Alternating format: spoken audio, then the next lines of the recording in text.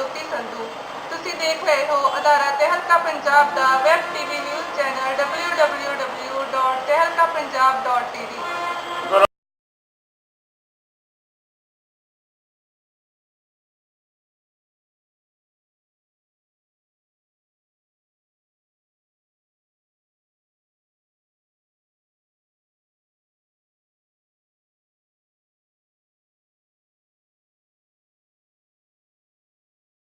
उसके बारे में हम आपको थोड़ा सा ब्रीफ देना चाह रहे थे जो आज की और डिटेल आई उसके बारे में थोड़ा सा आपको बता दूं कि जो जजमेंट आई है वो आई है दो केसेस जो फाइल किए थे। पूरन सिंह ने जिसने अपने आप को एक याचिका डाली थी जिसमें पूरन सिंह ने अपने आप को महाराजी का ड्राइवर कहा था। कोर्ट ने उसकी याचिका को मेंटेनेबल ही नहीं ठहराया और उसे वहीं पे ड्रॉप कर दिया। दूसरी याचिका थी एक दिलीप झा नामक व्यक्ति की जिसने अपने आप को ये साबित करने की कोशिश की कि मैं महाराज जी का बेटा हूं और मुझे संस्कार की अनुमति दी जाए। कोर्ट ने इतनी डेट्स होने के बाद, इतनी हियरिंग्स होने के बाद, 5 महीने के बाद वो एक भी सबूत प्रस्तुत नहीं कर पाया और उसके चलते कोर्ट ने उसकी याचिका को भी अवैध ठहरा दिया और उसका बता दिया उसका कोई लोकस स्टैंडाई नहीं बनता। और जहां तक जो ऑर्डर है कि 15 दिन के अंदर जो कमीशन के कोर्ट ने ऑर्डर दिया और वो किया, वो ऑर्डर अभी तक वो ऑर्डर एक्चुअली उसकी डिसीजन पे ही नहीं हुई है। इसलिए अब हम आगे हायर कोर्ट में डबल बेंच पे जाएंगे, हाई कोर्ट में, और वहां पे हम अपनी अपील करेंगे। और बहुत सारे रास्ते हैं, एक लीगल फाइट है जो चलेगी और हम उसमें अपनी बात को रखेंगे और हमें पूरी उम्मीद है कि कोर्ट हमारी बात को सुनेगा। ठीक है। दूसरी बात, जहां तक बात की गई है कि कोर्ट संस्था में बहुत ज्यादा मसल पावर दिखा रही है, संस्था में बहुत सारे लोग बुला लिए गए, यूथ बुला लिया गया, ऐसा कहीं भी कुछ नहीं हुआ है। जितना यूथ आज है यहाँ पे, ये यूथ 2002 से है यहाँ पे।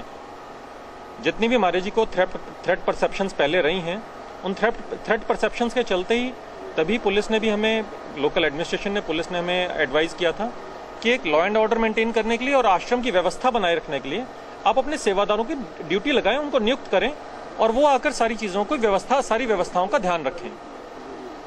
उन्हीं व्यवस्थाओं के चलते ये सब जो सेवादार लगे हुए हैं, रेगुलर लगे हुए हैं, एक भी एडिशनल मैन पावर या एक भी एडिशनल फोर्स नहीं लगाई गई है संस्था की तरफ से। हम इसको पूरी तरह से खारिज करते हैं, डिनाई करते हैं, ऐसा कतई नहीं हुआ है। आश्रम की सभी गतिविधियां सामान्य रूप से चल रही हैं, जैसे हमेशा चलती आई हैं उसी प्रकार से चल रही हैं। सारे सत्संग उसी प्रकार से हो रहे हैं, सब कार्यक्रम उसी प्रकार से हो रहे हैं, सब कुछ सामान्य है और कोई किसी प्रकार का क्योस नहीं है। और ना ही कोर्ट, कल से कुछ टीवी चैनल्स पे और अखबारों में भी आज लिखा हुआ कि प्रॉपर्टी का फ्यूड है, प्रॉपर्टी का डिस्प्यूट है। हमारी सबसे बड़ी अमूल्य धरोहर तो हमारा ज्ञान है और ज्ञान तो जितना बांटा जाए उतना बढ़ता है। इसलिए कहीं भी संस्था के अंदर कोई प्रॉपर्टी का डिस्प्यूट नहीं है। पिछले 10 महीनों में आपने देख लिया कोई एक भी उंगली उठी हो, किसी एक व्यक्ति ने उठकर कहा हो। जो भी लोग कह रहे हैं समाज को करने के लिए, मिसगाइड करने के लिए ये सब बातें कर रहे हैं, ऐसा कतई नहीं है, ऐसा कहीं कुछ नहीं हुआ। इसलिए हमारा आप सबसे सक्सेशन और प्रॉपर्टी का कोई भी ऐसा वो नहीं है हमारे अंदर, कोई भी किसी भी प्रकार का। हमने इन बातों को पहले भी रखा है, आज दोबारा से रख रहे हैं, क्योंकि जितनी भी बातें पहले भी चली और मुझे नहीं लगता कोई भी एक बात रह गई थी जब लोगों ने कहा कि आप बोल नहीं रहे।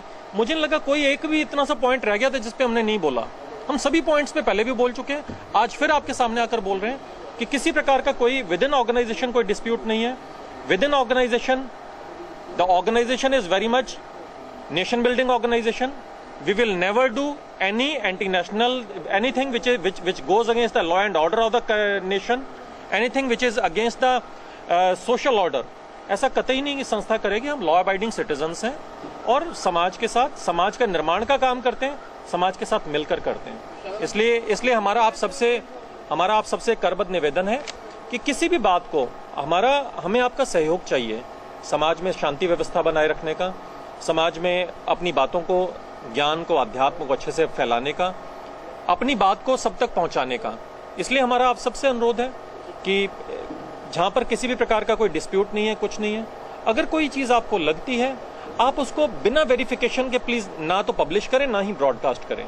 आपको कोई चीज लगती है आप प्लीज बेझिझक होकर आप पूछिए।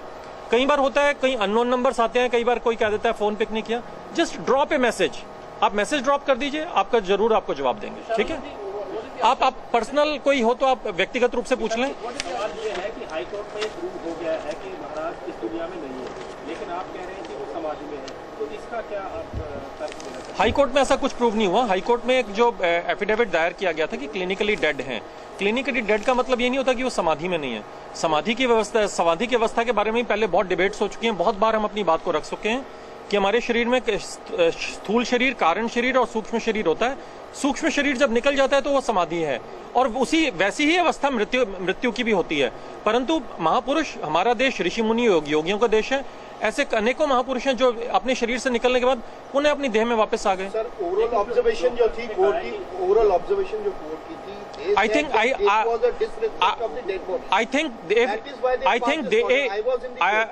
I think if there are any other questions, you can personally ask us and we will give you answers. ਤੁਹਾਨੂੰ ਸਾਡੀ ਇਹ ਪੇਸ਼ਕਸ਼ ਕਿਹੋ ਜਿਹੀ ਲੱਗੀ? ਆਪਣੇ ਸੁਝਾਅ ਭਰੇ ਕਮੈਂਟ ਜ਼ਰੂਰ ਕਰੋ। YouTube ਦੇਖ ਰਹੇ ਸਾਰੇ ਹੀ ਦਰਸ਼ਕਾਂ ਨੂੰ ਸਾਡੀ ਪੁਰਜ਼ੋਰ ਅਪੀਲ ਹੈ ਕਿ ਸਕਰੀਨ ਦੇ ਖੱਬੇ ਹੱਥ ਲੱਗੇ ਲਾਲ ਰੰਗ ਦੇ ਸਬਸਕ੍ਰਾਈਬ ਬਟਨ ਨੂੰ ਜ਼ਰੂਰ ਦਬਾਉਣ ਅਤੇ ਆਪਣੀ ਈਮੇਲ ਆਈਡੀ ਦਾ ਪਾਸਵਰਡ ਪਾ ਦੇਣ, ਜਿਸ ਨਾਲ ਸਾਡੀਆਂ ਸਾਰੀਆਂ ਹੀ ਅਪਲੋਡ ਹੋਣ ਵਾਲੀਆਂ ਵੀਡੀਓ ਤੁਹਾਡੀ ਈਮੇਲ ਆਈਡੀ ਤੱਕ ਪਹੁੰਚਦੀਆਂ ਰਹਿਣਗੀਆਂ। ਸਾਨੂੰ ਆਸ ਹੈ ਕਿ ਤੁਸੀਂ ਸਾਨੂੰ ਆਪਣਾ ਇੱਕ ਸਬਸਕ੍ਰਾਈਬ ਜ਼ਰੂਰ ਦੇਵੋਗੇ। ਇਸੇ ਹੀ ਆਸ ਨਾਲ ਅਦਾਰਾ ਤੇ ਹਲਕਾ ਪੰਜਾਬ ਅਤੇ ਪਬਲਿਕ ਪੁਲਿਸ ਮੋਨੀਟਰ ਦੇ ਆਫਿਸ ਦੀ in charge Jyoti Sandhu, Doaba market, 2nd floor, opposite bus stand, Jalandhar.